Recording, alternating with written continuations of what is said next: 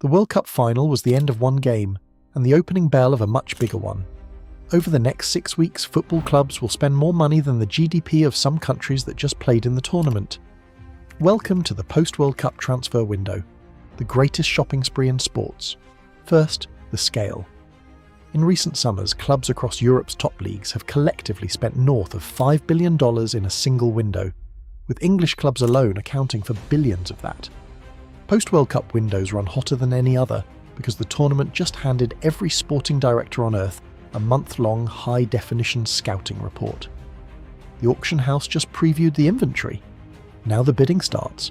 Understand who's actually at the table. Transfer spending isn't 20 rich clubs. It's a pyramid of money flowing downhill.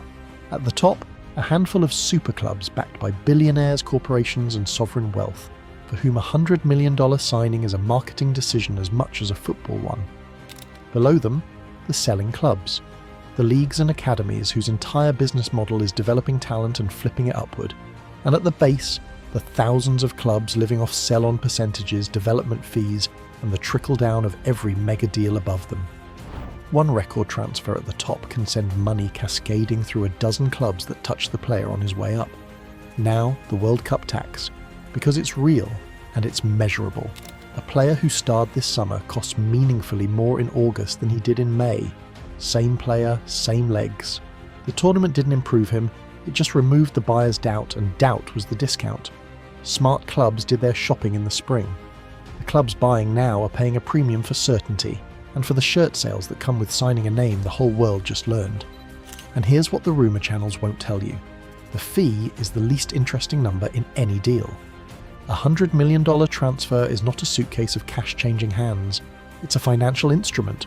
Installments spread over years, add-on clauses tied to appearances and trophies, sell-on percentages for the previous club, agent commissions carving off millions, and signing bonuses and wage structures that can make the total package worth double the headline fee. We're breaking down that full anatomy in its own video, because once you see how a transfer actually works, you'll never read a headline fee the same way again. Watch 3 storylines this window. 1. The breakout cash-ins. The smaller clubs holding this summer's World Cup stars are about to receive the biggest offers in their histories, and their entire financial decade depends on selling at the peak. 2. The panic buys. Clubs that missed their spring targets will overpay in the final week of August. They always do. And deadline day exists because desperation is a pricing strategy. 3. The quiet exits. Veterans whose tournaments went badly will move on cut price deals, and some of those will be the smartest business anyone does all summer. The deeper truth about the window is that it's football's stock market. Prices move on performance, sentiment and scarcity. There are bubbles, positions that suddenly cost double because 2 rich clubs need the same profile. There are value investors, momentum traders, and pump and dump agents. And every 4 years, the World Cup acts like an earnings season that reprices the entire exchange at once. So for the next 6 weeks, ignore the "here we go" tweets and watch the money instead. Who's selling at the top? Who's paying the tax? Which small club just secured its future with one sale? That's the real tournament, and unlike the World Cup, this one has no offside rule. We're covering the biggest deals of this window as they happen, the real numbers behind the headlines. Subscribe so you don't miss the breakdown when the record inevitably breaks. And if you want the anatomy of how a $100 million deal actually works, nobody pays $100 million by the way, that video is next. Now zoom out even further, because the transfer window doesn't just reflect football, it mirrors the structure of modern global capitalism in miniature. Every move is a negotiation between ambition and constraint, between sporting logic and financial reality. Clubs are not just buying players, they are buying probability. A striker is not 10 guaranteed goals, he is a calculated increase in expected points over a season. A defender is not just a name on a team sheet, he is a reduction in uncertainty over 38 matches, across multiple competitions, under pressure from injuries, fatigue and tactical shifts. That uncertainty is what the transfer market prices most aggressively. In theory, if outcomes were perfectly predictable, there would be no transfer fees at all. Players would simply be assigned based on fit. But football is not deterministic.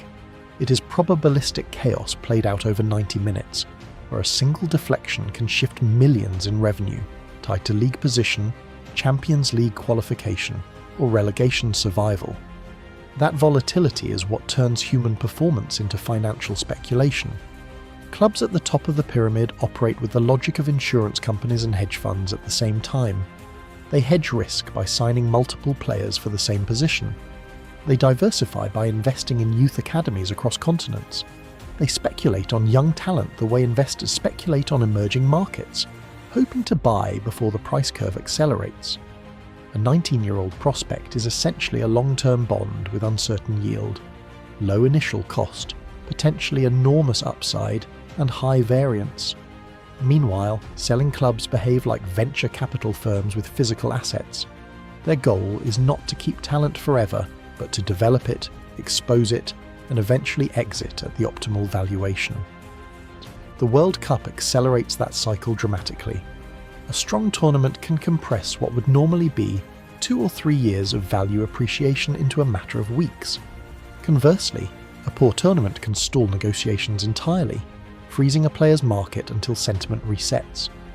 There is also a psychological layer that governs everything beneath the spreadsheets. Sporting directors are under constant pressure to justify decisions in real time. A signing is not evaluated over 5 years in a calm environment. It is judged after 5 matches on social media. That pressure distorts pricing. Clubs overpay for familiarity because known quantities reduce reputational risk. They underpay for innovation because new ideas carry uncertainty. The market is efficient in aggregate, but irrational at the edges where emotion spikes. The media ecosystem amplifies this irrationality. Transfer rumours function like financial signals, regardless of their accuracy. A single report can trigger bidding wars simply by suggesting competition exists. Agents understand this dynamic and often use media channels strategically, seeding information to increase leverage. The result is a feedback loop where perception drives price, and price reinforces perception. For players, the window is a moment of extreme volatility in their personal trajectory. Careers that span 15 years can pivot in a matter of days. A transfer to the right club can unlock tactical systems that elevate performance and visibility. A poor move can trap a player in a system that doesn't suit them, reducing their value and confidence simultaneously. Unlike most labour markets, football offers no gradual onboarding. Expectation is immediate. Fans watching from the outside experience the window as narrative rather than economics. That tension between calculation and chaos is what makes the transfer window so compelling. It is not just a marketplace, it is a high-speed negotiation between numbers and narrative, between probability and belief. And every summer, the same question returns in a slightly different form. Who got it right this time?